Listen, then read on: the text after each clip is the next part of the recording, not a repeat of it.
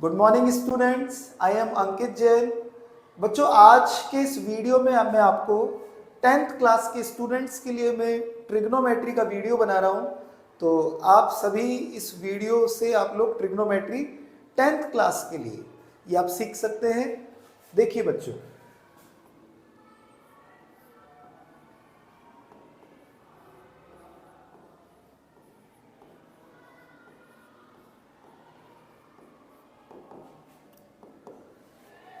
जैसे बच्चों 10th class में trigonometry ratio only right angle triangle के लिए ही एप्लीकेबल है। राइट एंगल ट्राइंगल के लिए ही आप लोग पढ़ते हैं। बाकी आगे की क्लासेस में ट्रिग्नोमेट्री किसी भी ट्राइंगल के लिए हम लोग पढ़ सकते हैं। बस 10th क्लास में राइट एंगल ट्राइंगल के लिए आप परपेंडिकुलर, बेस, हाइपोटेनियस, ये तीनों साइडें राइट एंगल ट्राइंगल में ही होती है बच्चों। एंगल जो भी है उसके सामने वाली अपोजिट साइड को हम क्या बोलेंगे? परपेंडिकुलर। अगर एंगल आपका ये थीटा है तब इस एंगल के लिए ये परपेंडिकुलर है, ये बेस है और ये हाइपोटेनियस है। और अगर आपके ट्राइंगल में, राइट एंगल ट्राइंगल में, सपोज करो ये आपका एंगल है अल्फा, तो इस एंगल की अपोजिट साइड क्या होगी? आपकी परपेंडिकुलर। और 90 डिग्री के अपोजिट साइड क्या होगी? हाइपोटेनियस। और जो बचा वो बेस। ठीक है। अब मैं इस ट्राइंगल के लिए ये सारे 6 ट्रिग्नोमेट्री फंक्शंस, रेशियो आपको समझा रहा हूं। Sin theta perpendicular upon hypotenuse, cos theta base upon hypotenuse, tan theta perpendicular upon base, cot theta base upon perpendicular, sec theta hypotenuse upon base and last cosec theta hypotenuse upon perpendicular. ठीक है, आप इसे इस तरह से learn कर सकते हैं।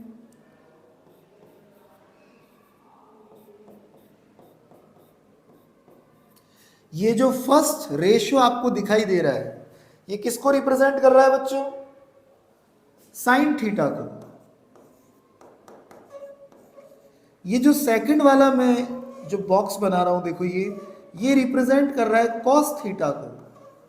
और ये लास्ट वाला ये रेशियो बच्चों, ये रिप्रेजेंट कर रहा है टेन थीटा को। और आप इसी में देखो, ये जो कॉट थीटा ये किसका रेसिप्रोकल है? टेन थीटा का रेसिप्रोकल है या नहीं है बच्चों? ये जो कॉट थीटा है वो किसका रेसिप्रोकल है? टेन थीटा का।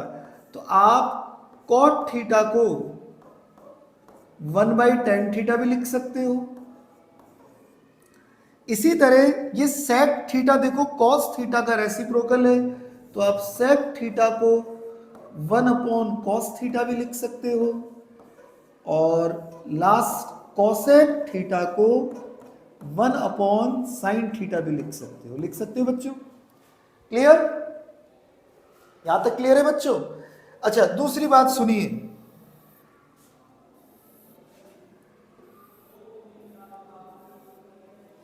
आप tan theta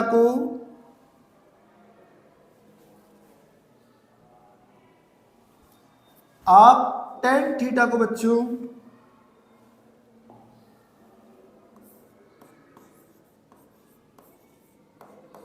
sine theta upon cos theta भी लिख सकते हैं। और कॉट थीटा को क्या लिख सकते हैं? Cos theta upon sine theta. ठीक है, तो ये रिलेशन हो गया इन 6 ट्रिग्नोमेट्री रेशियोज के बीच में। क्या रिलेशन है? अच्छा, 3 रिलेशन और हैं। क्या? Sin square theta plus cos square theta is equal to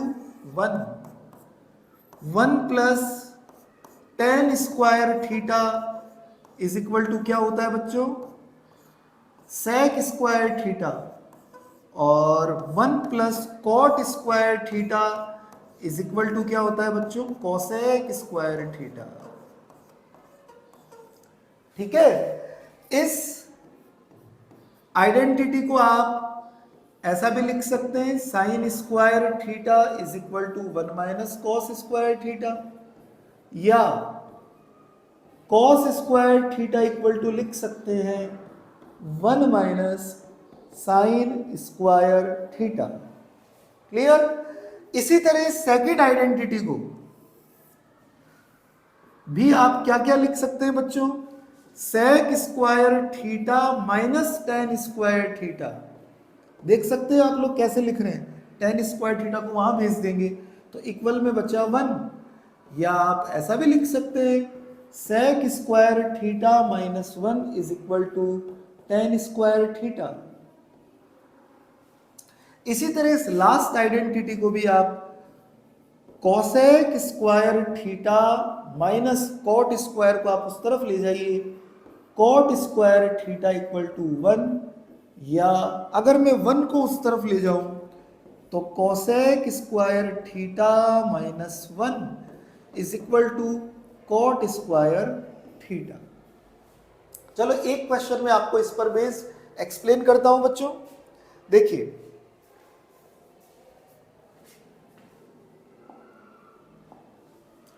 जैसे क्वेश्चन है बच्चों, under root 1 plus cos A upon 1 minus cos ए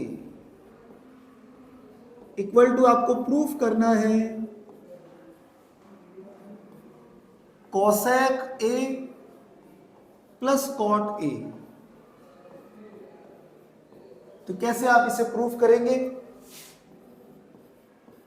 देखो बच्चों, कभी भी किसी क्वेश्चन में 10th क्लास के बच्चों के लिए 1 प्लस साइन ए, 1 माइनस साइन ए, 1 प्लस कॉस ए और 1 माइनस कॉस ए, अगर इन चारों में से कोई भी टर्म डिनोमिनेटर में आ जाए, 1 प्लस साइन ए, 1 माइनस साइन ए, 1 प्लस कॉस ए और 1 माइनस कॉस ए, तो वो हर क्वेश्चन रैशनलाइजेशन से हो सकता है। हर क्वेश्चन, जरूरी नहीं है अंडरवुड ही लगाओ उस पर, इन चार टर्म में से कोई भी टर्म अगर डिनोमिनेटर में आएगी तो वो सभी क्वेश्चन आप रैशनलाइजेशन से परफॉर्म कर सकते हैं। ठीक है ना? तो जैसे इस क्वेश्चन में देखिए 1 plus cos A upon 1 minus cos ए, आप थ्योरी में लिखेंगे बाय रैशनलाइजेशन। ठीक है ना? अब इसका रैशनलाइजेशन कीजिए, 1 प्लस कॉस ए और डिनोमिनेटर में भी रहेगा बच्चों 1 प्लस कॉस ए।